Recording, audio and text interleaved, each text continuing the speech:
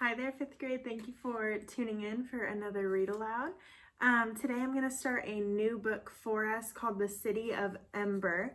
This is a book that I loved when I was in 5th grade, and I'm really excited to read it to you. So today we're going to read chapter 1.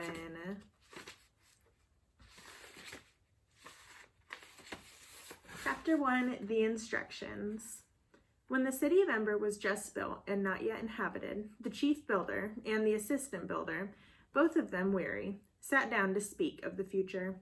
They must not leave the city for at least 200 years, said the chief builder, or perhaps 220. Is that long enough? Asked his assistant.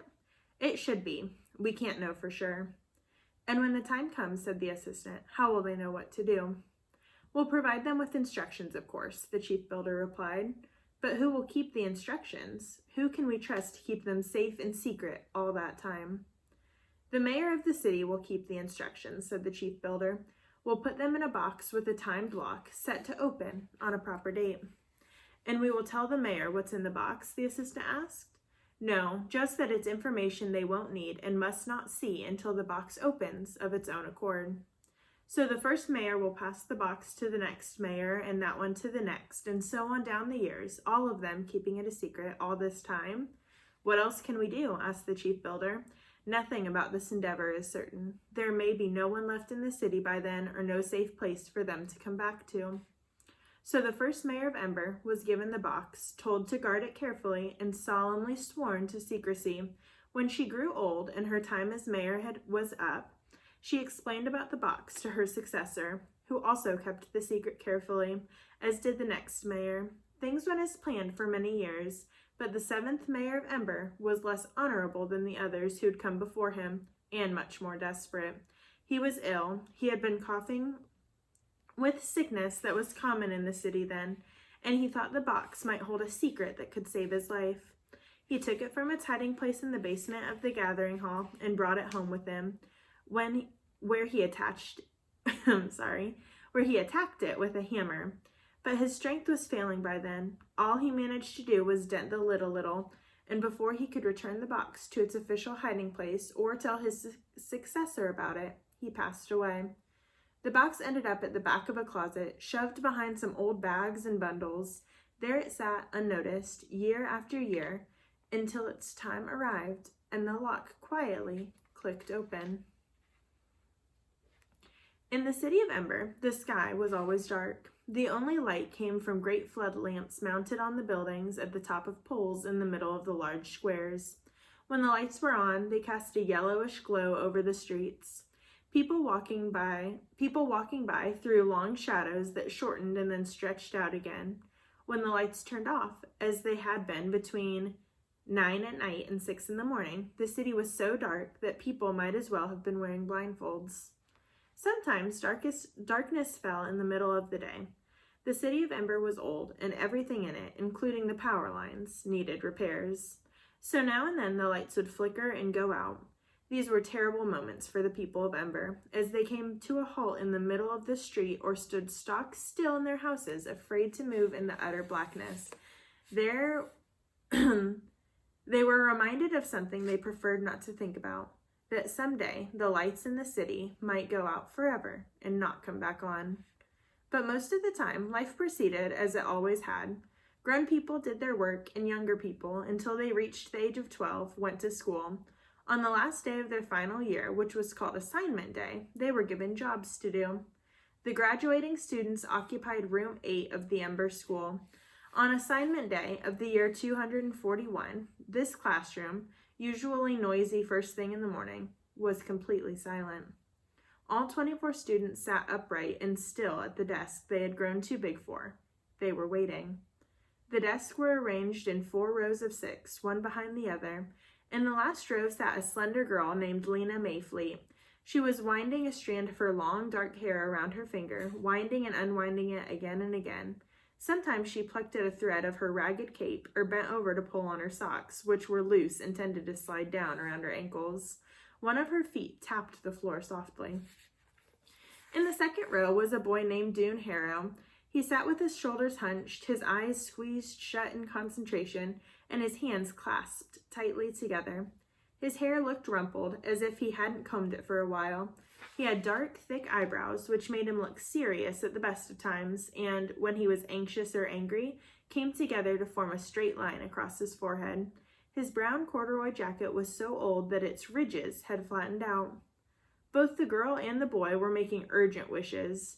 Dune's wish was very specific. He repeated it over and over again, his lips moving slightly, as if he could make it come true by saying it 1,000 times. Lena was making her wish in pictures rather than words. In her mind's eye, she saw herself running through the streets of the city in a red jacket. She made this picture as bright and as real as she could. Lena looked up and gazed around the schoolroom. She said a silent goodbye to everything that had been familiar for so long. Goodbye to the map of the city of Ember and its scarred wooden frame, and the cabinet whose shelves held the book of numbers, the book of letters, and the book of the city of Ember. Goodbye to the cabinet drawers labeled new paper and old paper. Goodbye to the 3 electric lights in the ceiling that seemed always, no matter where you sat, to cast the shadow of your head over the page you were writing on. And goodbye to their teacher, Miss Thorne, who had finished her last day of school speech, wishing them luck in their lives that they were about to begin. Now, having run out of things to say, she was standing at her desk with her frayed shawl clasped around her shoulders, and still the mayor, the guest of honor, had not arrived. Someone's foot scraped back and forth on the floor.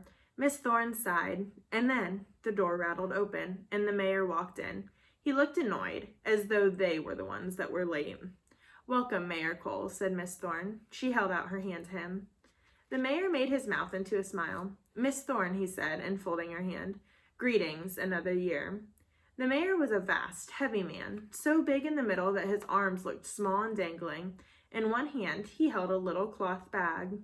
He lumbered to the front of the room and faced the students. His gray, drooping face appeared to be made of something stiffer than ordinary skin. It rarely moved except for making the smile that it had on it now. "Young people of the highest class," the mayor began. He stopped and looked around the room for several moments. His eyes seemed to look out from far back inside his head. He nodded slowly. "Assignment day now, isn't it? Yes. First we must get our education, and then we serve our city." Again, his eyes moved back and forth along the rows of students, and again he nodded, as if someone had confirmed what he'd said. He put the little bag on Miss Thorne's desk and put his hand on it. What will that service be, eh? Perhaps you're wondering. He did his smile again, and his heavy cheeks folded like drapes. Lena's hands were cold. She wrapped her cape around her and pressed her hands between her knees. "Please hurry, Mr. Mayor, she thought silently. "Please just let us choose and get it over with." Dune, in his mind, was saying the same thing, only he didn't say please. "Some things to remember," the mayor said, holding up one finger. "Job you draw today is for 3 years, and then you can reevaluate.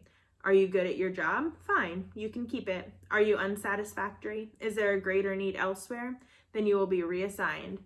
It is extremely important," he said, jabbing his finger at the class, "for all work of Ember to be done, and to be done properly."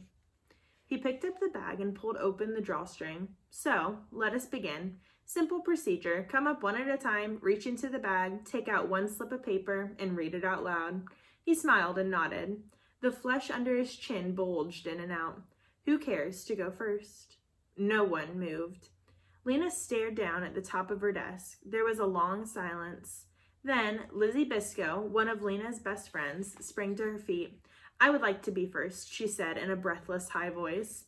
"Good. Come forward." Lizzie went to stand before the mayor. Because of her orange hair, she looked like a bright spark next to him. "Now choose." The mayor held out the bag with one hand and put the other to his back, as if to show that he would not interfere. Lizzie reached into the bag and withdrew a tightly folded square of paper. She unfolded it carefully. Lena couldn't see the look on Lizzie's face, but she could hear the disappointment in her voice when she read out loud, "Supply depot clerk." "Very good," said the mayor. "A vital job." Lizzie trudged back to her desk. Lena smiled at her, but Lizzie made a sour face. Supply depot clerk wasn't a bad job, but it was a boring one. The supply depot clerk sat behind a long counter, took orders from the shopkeepers of Ember, and sent the carriers down to bring up what they wanted from the network of storerooms beneath Ember's streets. The storerooms held supplies of every kind: canned food, clothes, furniture, blankets, light bulbs, medicine, pots and pans,